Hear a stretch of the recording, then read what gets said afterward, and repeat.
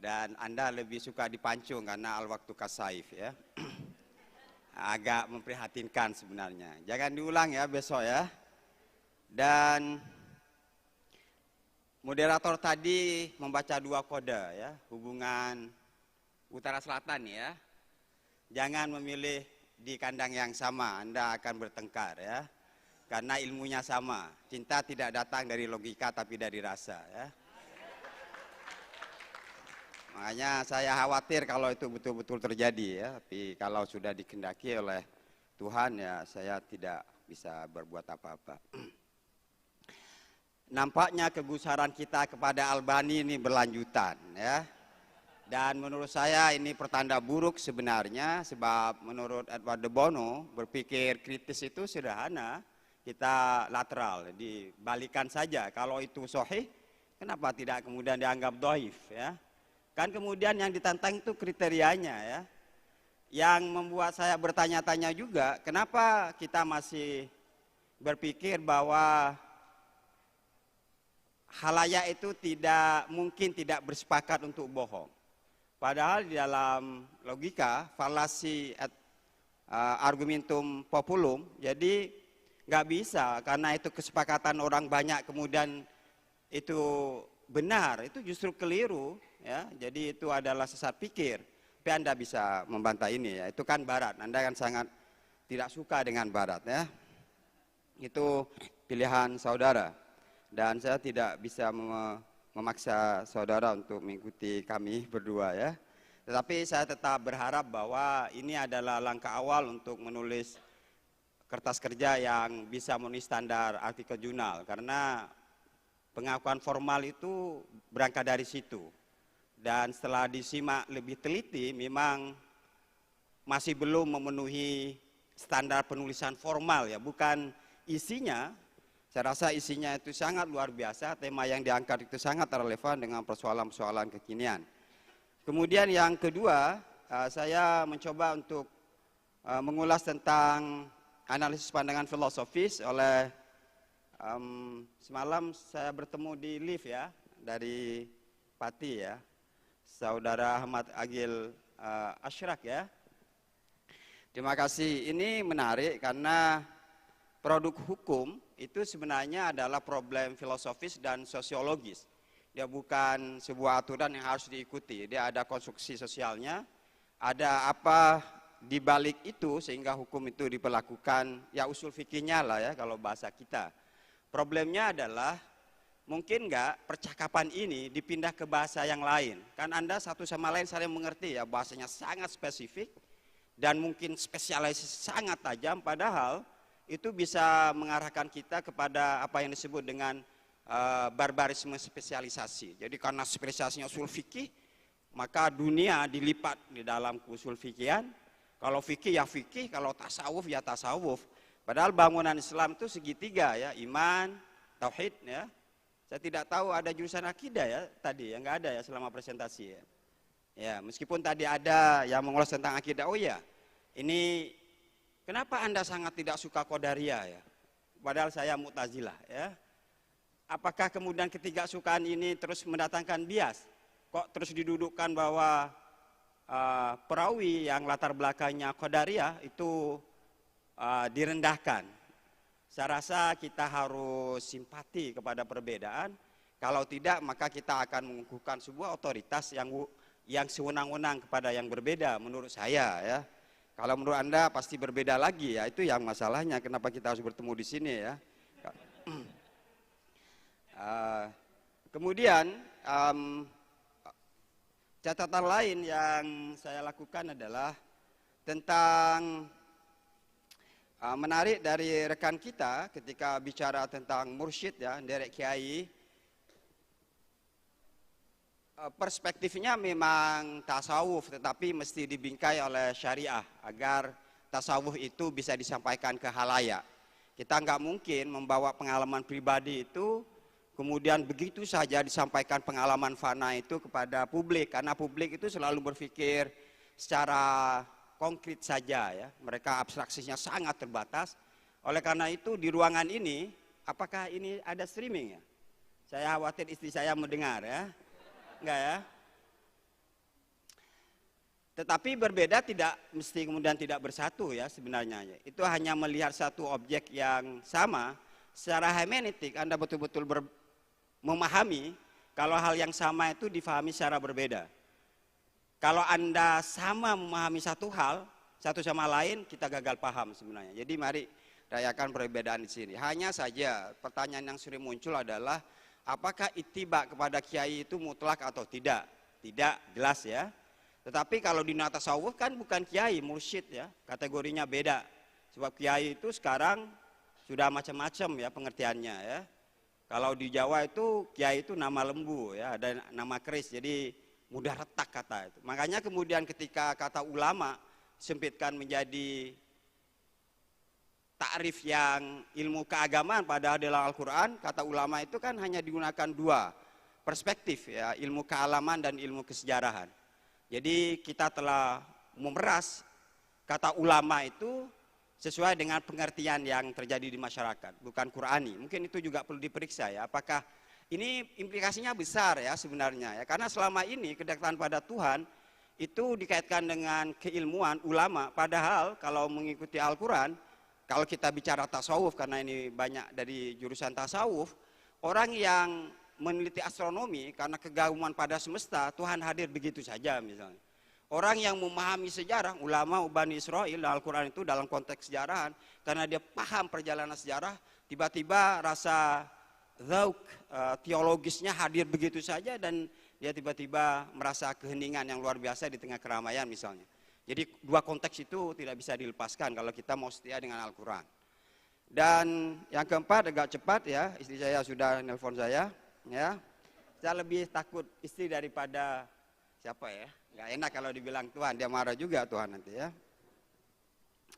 Kemudian yang menarik menurut saya adalah, ini penting ya, saya sangat apresiasi terhadap kegiatan ini karena kemudian tema yang diangkat misalnya tentang studi komparatif Barat dengan kita ya, tiba-tiba dikatakan namanya Muhammad Hizam ya, yang menulis studi perbandingan antara dopamin fasting 2.0 ya, jadi berpuasa bagaimana kita menahan diri ya, itu sebenarnya kuncinya ya. Dan anak-anak kita itu sama dengan anak saya 4 jam itu bisa melihat HP. Dan kalau terus-menerus itu dilakukan, dia tidak bisa mengontrol emosinya. Jangan kan anak, ayah, emak, itu kalau sudah pegang HP, diganggu sedikit, kemudian amarahnya memuncak. Itu betul-betul bahwa mereka tidak bisa mengontrol. Dan kalau kita bicara hifdzun nafs, sebenarnya itu merusak jiwa ya. Orang yang keterpaparan pada gawai. Sedikit-sedikit lihat gawai, kan berarti gawai itu telah merampas kehusyukan kita mengenangkan zikir kepada Tuhan ya. Sama dengan rokok misalnya ya, kan itu karena Anda tidak meyakini sungguhnya Al-Quran ala dzikri tatma'innul qulub ya, maka Anda merokok. Jadi keterangan diperoleh dari asap, bukan dari berzikir kepada Tuhan. Apa Anda tidak mencoba untuk memahami zikir dengan baik agar tenang tanpa merokok ya? Atau sudah Al-Quran itu tidak diyakini kebenarannya sehingga kemudian rokok itu adalah jalan keluar agar bisa tumak nina? Itu saya tidak tahu, periksa diri masing-masing ya. Jadi bagi saya kemudian yang ada dua hal yang perlu saya titik tekankan karena kita apresiasi terhadap gender ya. Dua perempuan tadi di depan bicara dua isu yang menurut saya penting. Kenapa kita harus mengikuti ulama agar ibadahnya nikmat misalnya, dan ulama disebut 5 ciri yang menonjol. Yang terakhir adalah tidak cinta dunia, dan itu sangat susah ya. Karena banyak ulama sekarang adalah orang yang hedonis ya. Dan menariknya penelitian ini kan konsep ya. Sekarang kenapa tidak didorong kepada tokoh agar konsep-konsep besar itu bisa dilihat oleh publik. Kalau kita hanya mempunyai pesan kepada publik, dia tidak tahu siapa kira-kira ulama yang diikuti itu mendatangkan ketenangan. Ya, saya punya preferensi tapi tidak disebutkan. Di masa pandemi hanya 2 kiai besar di seluruh dunia yang saya ciumi tangannya dan yang lain tidak. Ya, karena di 2 kiai itu virus akan mati. Itu keyakinan saya. Karena menurut saya ulama itu adalah ulama yang memiliki 5 ciri itu yang disebutkan oleh saudari tadi. Ya, tidak perlu disebutkan, nanti Anda ikut-ikutan nanti ya mencari ulama itu ya, ya itu ya. Dan yang terakhir agak singkat, nah ini kasus perceraian ya. Sebenarnya yang menarik dari kasus ini adalah bukan soal konsep apa pernikahan ideal dalam Islam, tetapi apa yang terjadi dengan kehidupan ekonomi umat Islam hari ini. Ya, kemudian kalau 70% itu karena perselingkuhan, menurut saya kan tidak ada penjelasan yang jauh lebih terperinci kenapa perselingkuhan itu terjadi. Mungkin itu perlu diurai lebih baik, karena begini, data itu bukan benda mati, dia diperoleh dari 3. Pertama, observasi, apakah Anda pernah wawancara, dan kemudian ada dokumen yang jauh lebih lengkap terkait dengan angka 70% itu, apakah dengan mengangkat studi kasus di Indrahiri Gilir itu mencerminkan seluruh Indonesia, kan perlu ya penelitian lebih jauh agar kita bisa memberikan manfaat lebih besar, bahwa Mahat Ali itu ingin memberikan kontribusi terhadap ya hari inilah kan pernikahan menjadi mahal ya, padahal pernikahan itu murah. Apa yang membuat mahal? Masyarakat itu menjadi penjara bagi yang lain. Anda menikah, mata masyarakat harus dilihat apakah Anda menikah sesuai dengan adat istiadat atau dengan citraan-citraan yang dibuat di sinetron atau di dunia infotainment itu. Apakah Anda akan hidup dengan itu? Apakah Anda sekalian ini yang masih belum menikah segera ya untuk melawan bahwa pernikahan itu mahal. Pernikahan sekarang sudah ada tren ya, cukup di KUA saja ya. Mumpung lagi tren, mari besok kita akhiri lajang kita di sini. Ya. Ketika Anda menunda, maka kita tidak berpikir bahwa menikah itu sebenarnya adalah soal hati, bukan soal kerja. Kalau Anda punya hati kan punya cinta, dari cinta Anda bisa bekerja, kan itu saja rumusnya. Kenapa kemudian Anda mempersulitnya ya? Ya itu sajalah, ini kakek-kakek yang berikan tausiah ya agar seminar kali ini mendatangkan manfaat yang besar bagi kehidupan dunia akhirat kita. Yang kedua, saya mohon maaf kalau ada kata-kata yang tidak mengenakan. Mudah-mudahan ini menjadi pertemuan awal untuk pertemuan lebih jauh agar kita bisa mengubah peradaban itu dengan ilmu. Iman itu adalah subjektif, jadi Anda bisa memilih mazhab apa saja karena ini soal pilihan pribadi. Tapi bahwa amal soleh itu adalah kebaikan universal, maka Anda harus dan saya tentu saja membahasakan ulang bahasa-bahasa fikih ke dalam bahasa-bahasa yang bisa difahami oleh halayak. Kalau tidak, maka kita gagal menyampaikan pesan Tuhan kepada halayak. Dan itu kegagalan yang paling menakutkan, sebab kita asik berbicara sama sendiri.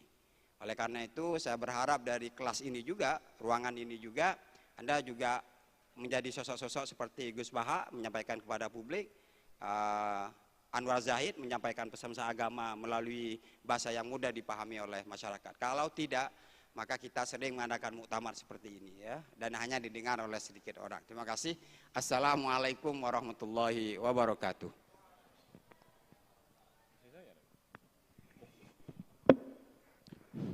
Baik, dikit saja nambahin. Tentu mungkin ini komentar saya berbeda dengan Pak Syahidah.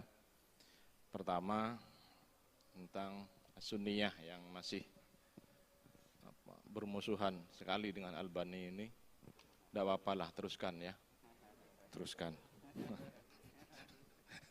Teruskan, jadikan buku. Tadi juga jadi buku, ini bisa jadi buku. Tentu diteliti semua itu yang didoif-doifkan oleh Albani itu didoifkan, diteliti, ditakhrij lagi, terus dianalisis.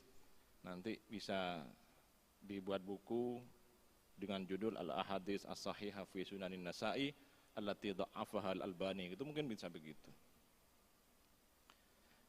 Untuk jadi artikel ilmiah mungkin agak berat ya, karena ini standarnya standar buku. Tidak apa-apa, lanjut ke buku. Terus analisis pandang filosofi tentang pencatatan nikah sebagai rukun nikah dalam ini bagus menurut saya. Hanya ada satu pertanyaan penelitiannya atau rumusan masalahnya yang tidak terjawab, yang nomor 4 itu, yaitu bagaimana dampak pengguguran poin wali nikah. Itu belum tampak di artikelnya ya, mungkin nanti bisa disempurnakan. Selanjutnya tentang derek kiai.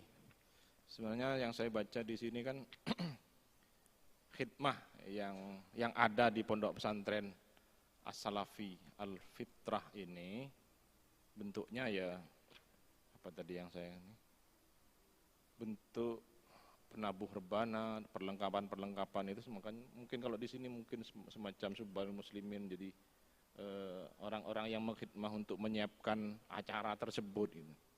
Itu yang disebut sebagai orang-orang yang derek kiai dalam tulisan ini loh ya, saya enggak ini. Cuman mungkin tadi memang presentasinya kemana-mana juga akhirnya gitu, padahal sesimpel itu sebenarnya di makalahnya. Terus saya tidak melihat relasi derek kiai terhadap perkembangan santri, padahal judulnya ada.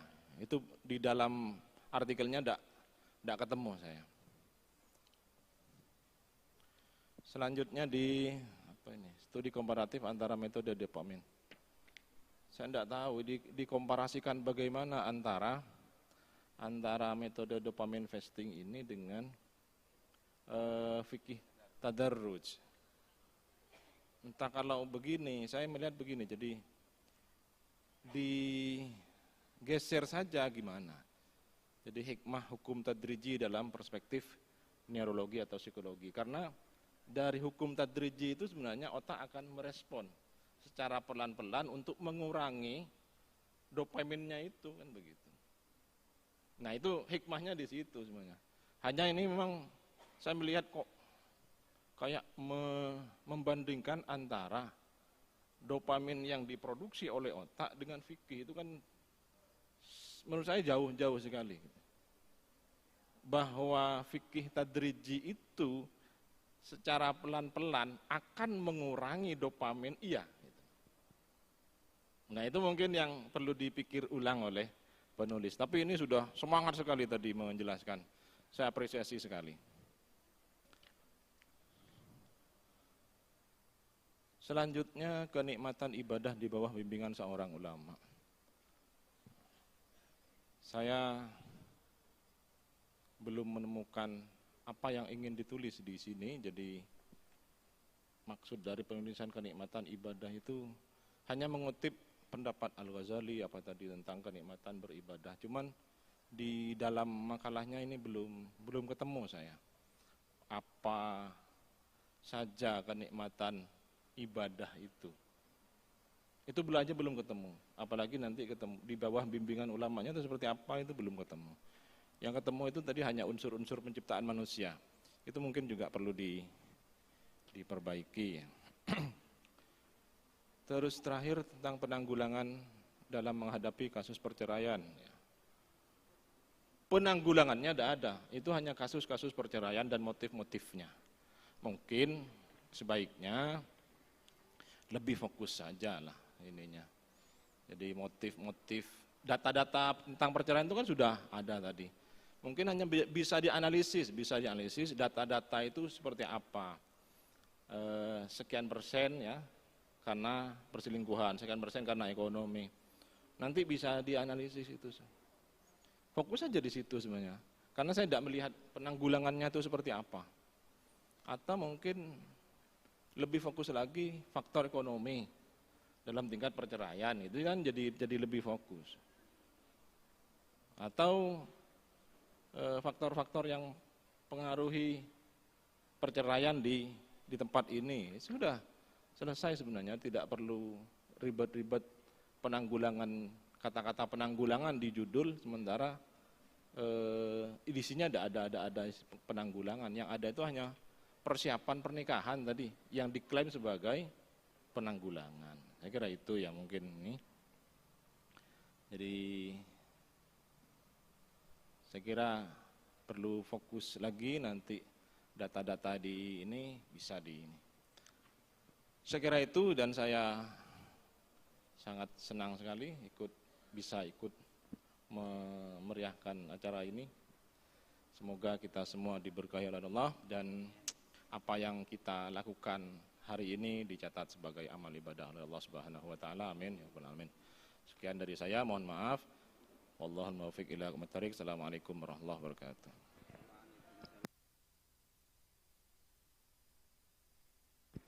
Sekedar pemberitahuan kepada seluruh peserta muktamar pemikiran Mahasantri, bahwasanya nanti malam ada acara makrab, masa keakraban dan sharing literasi mahasantri, dan dilanjutkan besok pagi ada acara halaqah sughra, dan dilanjutkan pada siang harinya kelanjutan dari panelis paper yang akan dipresentasikan besok siang.